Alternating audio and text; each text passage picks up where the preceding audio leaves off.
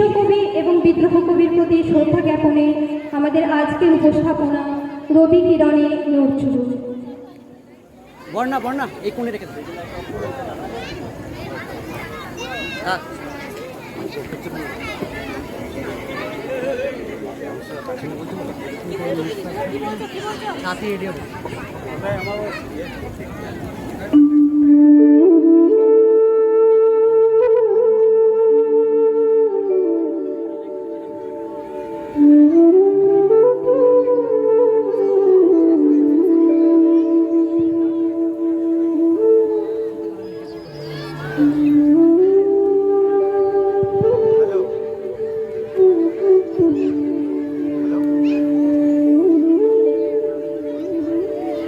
রবীন্দ্র নজরুল সৃষ্টির দুই বিষয়, দুই কবি যাদের উৎপত্তি আলাদা, যারা আপন পথে আপন খেয়ালে বয়ে গেছে, রেখে গেছে পথচিহ্ন। দুজনের উৎস ভিন্ন, পথ ভিন্ন, তবুও তারা যেন একই শাখার দুই কুড়ি, যা পুষ্পে রূপান্তরিত হয়ে সৌরভ ছড়িয়েছে। তাদের সাহিত্য সম্ভারে ধন্য জাতি, দেশ, ধরিত্রী। একজন বিশ্বকবি, অন্যজন বিদ্রোহী। একজনের কলমে খচিত চিত্ত জেতা ভয় শূন্য উচ্চ জেতাশীল, আর একজনের কলম গর্জেছে বলবীর, বল অন্যতম বসির। পৃথকভাবে দুজনের কলমই সাহিত্য তথা মানব জগৎকে উদ্ভাসিত করেছে। বয়স পার্থক্য থাকলেও রবীন্দ্র নজরুলের সম্পর্ক অটুট, মধুর। তাদের প্রতিকৃতি, সমাজ গঠনে তাদের ভাবনা আজও প্রাণোজ্জ্বল, সজীব, অমলিন।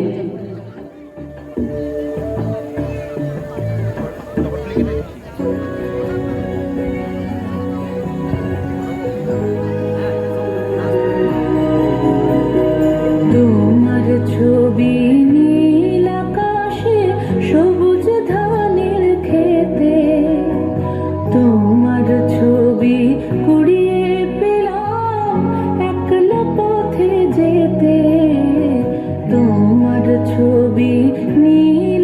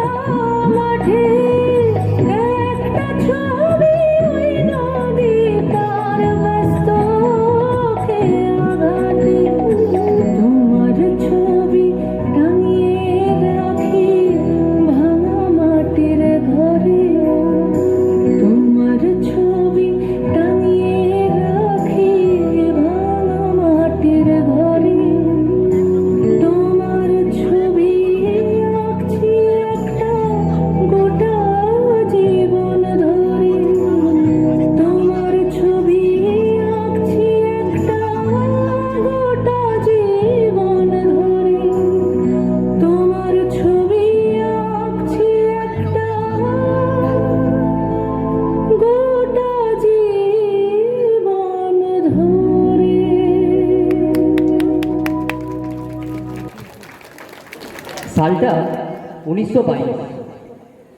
ব্যর্থ গান্ধীজির নেতৃত্বাধীন অসহযোগ ও খিলাফত আন্দোলন। এরপর স্বরাজ গঠনে দেশ জুড়ে ব্যাপকভাবে শুরু হলো সশস্ত্র আন্দোলন। যুবক নজরুলের ধূমকেতু পত্রিকা আন্দোলনকারীদের আত্মাহুতির আগুনে ঘি ঢালে। পত্রিকার সাফল্য কামনায় নজরুল কবিগুরুর আশীর্বাদ চাইলে কবিগুরু লেখেন, আয় চলে আয় রে ধূমকেতু, আধারে বাদ অগ্নি সেতু, দুর্দিনের এই দুর্গ ছিঁড়ে উড়িয়ে দে তোর বিজয় কেতন। অলক্ষণের তিলক রেখা রাতের ভালে হোক না লেখা, জাগিয়ে দে চমক ফেরে আরে আছে যারা অর্ধচেতন। ধূমকেতু পত্রিকায় প্রকাশিত হয় নজরুলের রাজনৈতিক কবিতা আনন্দময়ী আগমনী।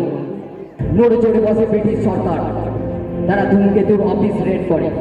রাজদ্রোহিতার অভিযোগে কুমিল্লা থেকে গ্রেপ্তার হন বিদ্রোহী কবি। জেলেই শুরু করেন অনশন।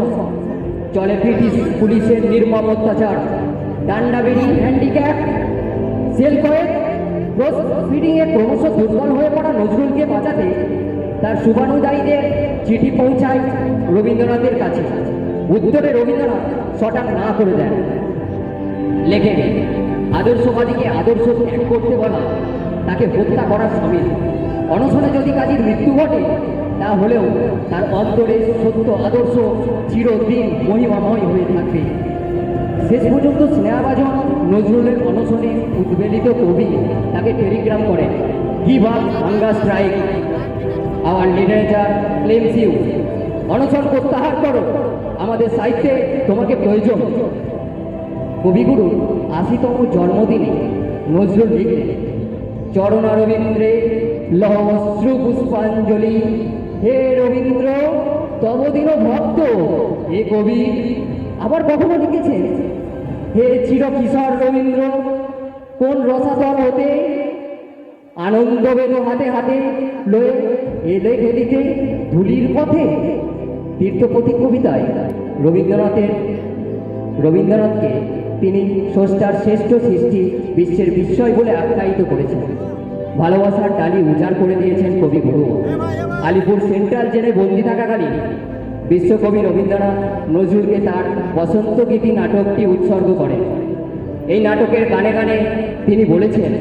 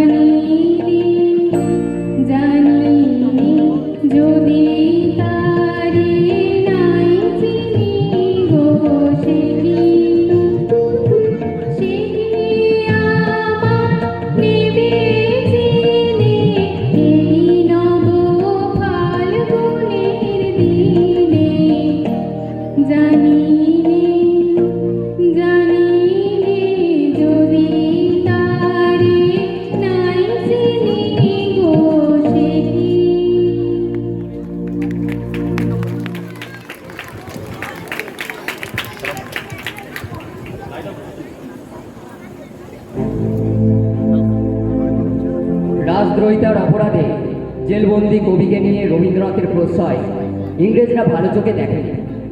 আবার নজরুলকে তিনি কবি বলে স্বীকার করে নিলে রবি ভক্তরা তীব্র আপত্তি জানায়। তাদের উদ্দেশ্যে গুরুদেবের বার্তা, আমার পছন্দ অপছন্দ আমার কাছে, তোমরা তার লেখা পড়ো নাই, না পড়েই তাকে অবজ্ঞা করো শুধু শুধু। আমি যদি তরুণ হতাম, আমার কলমে এই একই সুর বাজত। যুগের মনকে যা প্রতিফলিত করে তা শুধু কাব্য নয়, মহাকাব্য।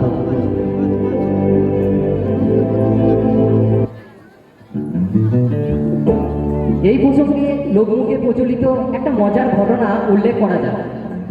একদিন নজরুল কবিগুরুর বাড়িতে গিয়ে গুরুদেব গুরুদেব বলে চিৎকার করতে থাকেন। কবিগুরু জিজ্ঞাসা করেন, কি রে, সারের মতো এত চিৎকার করছিস কেন? জবাবে নজরুল বলেন, গুরুদেব, আমি আপনাকে হত্যা করব। এরপর তিনি রবীন্দ্রনাথকে তার লেখা বিদ্রোহী কবিতাটি পড়ে শোনান। কবিতাটি শুনে গুরুজি বিস্ময়ে হতবাক। এই তরুণ বয়সে এ সৃষ্টি! আবেগতাড়িত রবীন্দ্রনাথ বিদ্রোহী কবিকে জড়িয়ে ধরে।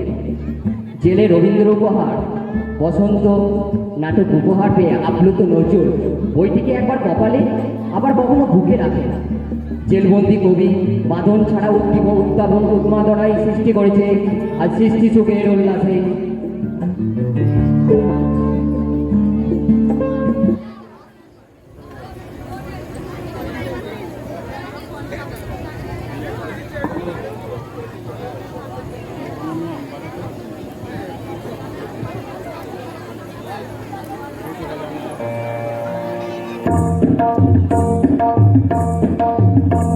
আজ সৃষ্টি সুখের উল্লাসে মোর মুখ হাসে, মোর চোখ হাসে, টক বিয়ে খুন হাসে। আজ সৃষ্টি সুখের উল্লাসে আজকে আমার রুদ্ধ প্রাণের পল্ললে বান ডেকে ওই জাগলো জোয়ার দুয়ার ভাঙা কল্লোলে। আসলো হাসি, আসলো কাঁদন, মুক্তি এলো, আসলো বাঁধন। মুখ ফোটে আজ বুক ফাটে, মোর তিক্ত দুঃখের সুখ আসে, ওই রিক্ত বুকের দুঃখ আসে। আজ সৃষ্টি সুখের উল্লাসে আসলো উদাস রুদ্র হুতাশ, সৃষ্টি ছাড়া বুক ফাটা শ্বাস। খুললো সাগর, দুললো আকাশ, ছুটলো বাতাস, পবন ফেটে চক্র ছোটে, পিনাক পানির সুলাস। ওই ধূমকেতু আর উল্টাতে চাই, সৃষ্টিটাকে উল্টাতে। তাই দেখি আর পক্ষে আমার লক্ষ্য বাগের ফুল ঘাটে। সৃষ্টি সুখের উল্লাসে আজ সৃষ্টি সুখের উল্লাসে আজ হাসলো আগুন, শসলো ফাগুন, মদন মারে ধুম মাখাতুন। কলা শশক শিমুল আইন ফাঁক লাগে ওই দিক পাশে, দিক বালিকার পিঠ পাশে। আজ রঙন এলো রক্ত প্রাণের অঙ্গনে মোর চারপাশে। আজ সৃষ্টি সুখের উল্লাসে আজ কপট কোপের তুন্ধরি, ওই আসলো যত সুন্দরী। কারোর পায়ে বুক তলা খুন, কেউ বা আগুন, কেউ মানিনি চোখের জলে বুক ভাসে। তাদের প্রাণের মুখ ফাটে, তাও বুক ফোটে না বাণীর বিনা মোর পাশে। ওই তাদের কথা শোনায় তোদের, আমার চোখে জল আসে। সৃষ্টি সুখের উল্লাসে আজ সৃষ্টি সুখের উল্লাসে আজ আসলো উষা সন্ধ্যা দুপুর, আসলো নিকট, আসলো সুদূর, আসলো বাঘা বন্ধ ছাড়া ছন্দ মাতন, পাগলা গাজন উচ্ছ্বাসে। ওই আসলো আসেনি শিউলি শিথিল, হাসলো শিশির দুধ খাসে। আজ সৃষ্টি সুখের উল্লাসে আজ জাগলো সাগর, হাসলো মরু, কাঁপলো ক্ষুধার কানন তরু। বিশ্বরূপান আসলো তুফান, উছলে উজান ভৈরবীদের গান ভাসে। মোর ডাইনে শিশু সদ্যজাত, জড়াই মরা বাম পাশে। মন ছুটছে গো আজ বল তাহারা, অশ্ব যেন পাগলাসে। আজ সৃষ্টি সুখের উল্লাসে সৃষ্টি সুখের উল্লাসে আজ সৃষ্টি সুখের উল্লাসে।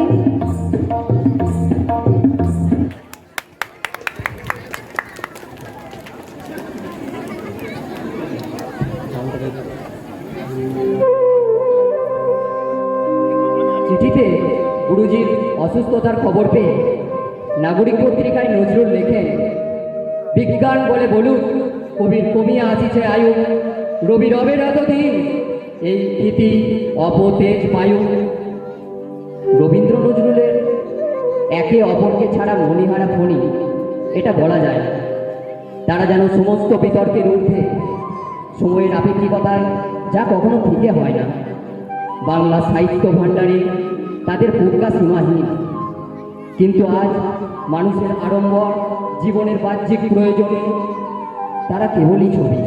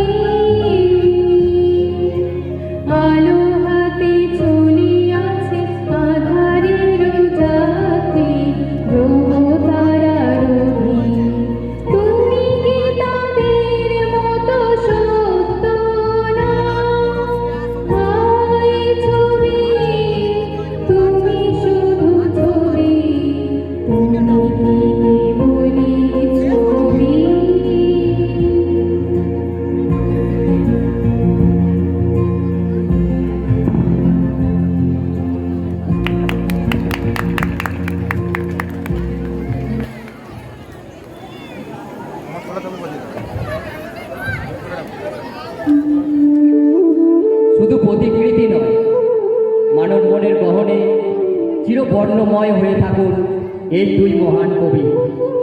এই কামনা রেখেই এই পর্বকে আমরা এখন বিদায় জানালাম।